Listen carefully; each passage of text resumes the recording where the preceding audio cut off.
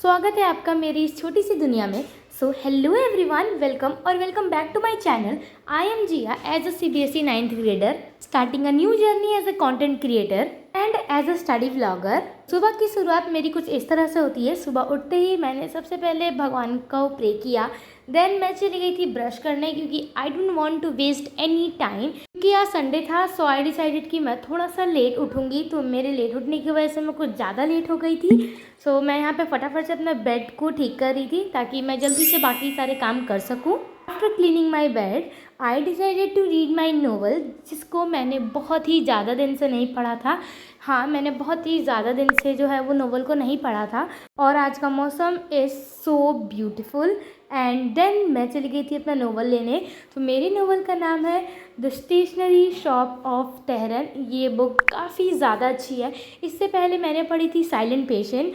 जो मैं बुक्स पढ़ती हूँ, अगर आपको जानना है कि मैं कौन कौन सी बुक पढ़ चुकी हूँ या फिर अभी पढ़ रही हूँ, तो उसको मैं बता दूंगी आपको नेक्स्ट वीडियो में। इस बुक को टोटल 5 पार्ट में डिवाइड किया गया है। सो मैं पढ़ी थी यहाँ पे अपना second part. After reading and all मैं चली गई थी फ्रेश होने, यानी कि नहाने। तो आज संडे था सो आई डिसाइडेड कि आज हेयर वॉश कर लेते हैं। It's like international hair wash day. तो मैंने आज फटाफट से अपना हेयर वॉश भी किया क्योंकि मेरे को पढ़ाई भी करनी थी। देन फटाफट से आई कंप्लीट माई ब्रेकफास्ट। तो हमारे यहाँ ब्रेकफास्ट में आज बना था लिट्टी एंड विद चटनी। तो मेरे को लिट्टी विद चटनी बहुत ही ज़्यादा पसंद है, तो मैं कुछ ज़्यादातर यही खाती हूँ। सो उसके बाद टैब वगैरह चलाने के बाद मैंने अपना टैब को है वो चार्जिंग पे कर दिया था। तो यहाँ पे मैं पढ़ने बैठी थी अराउंड 12:20। आप सोच रहे हो कि मेरे को इतना ज़्यादा टाइम कैसे लग गया, क्योंकि बीच में मेरे को थोड़ा घूमते फिरते ये सब करते करते थोड़ा सा टाइम तो लग ही गया। तो उसकी वजह से यहाँ पे मैं पढ़ने बैठी around 12:20। I take out all my essentials, यानी कि जैसे ब्लैक पेन, ब्लू पेन और जितने भी पेंसिल्स, इरेज़र वगैरह सब कुछ मैंने ले लिया और मैं करने बैठ गई अपना मैथ्स। हाँ, मैम लेके बैठ गई थी मैथ्स का RS का बुक। तो मैं कर रही थी यहाँ पे फैक्टराइजेशन ऑफ पॉलिनोमियल वाला चैप्टर, क्योंकि ये चैप्टर हमारे PT2 के एग्ज़ाम में आ रहा है। तो इसको तो कंप्लीट करना पड़ेगा ही।